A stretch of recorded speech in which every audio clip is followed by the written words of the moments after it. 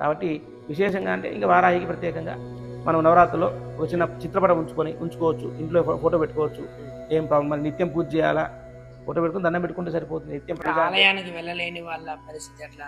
ఇంట్లో మన స్త్రీలు ఇంట్లో ఫోటో లేకున్నా సరే చిన్న తానుపాకులో ఒక పసుముద్ద గౌరీదేవిని చేసుకొని దీపారాధన చేసుకొని అమ్మవారికి అష్టోత్తరం చదువుకోవడం.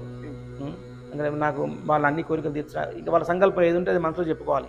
తల్లి నాకు ఇది కావాలి, నువ్వు నా కార్యాన్ని నిర్విఘ్నంగా అంటే ఎలాంటి అడ్డంకులు లేకుండా చేసుకోమని అమ్మవారిని ప్రార్థించుకోవాలి. సో కాబట్టి వాళ్ళకి చాలా సింపుల్ పద్ధతి, మంత్రానుష్ఠానమే గొప్పది అన్నిటికంటే.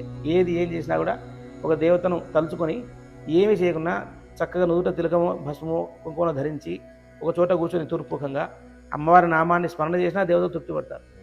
లేదు దానికి కూడా మనకు తృప్తి లేదు అంటే చిన్న ఫోటో కానీ లేదా చిన్న వరాహమూర్తి చిన్న విగ్రహాన్ని పెట్టుకొని కానీ వాళ్ళు చేయడం వల్ల వాళ్ళకి సంక్షేమం జరుగుతుంది.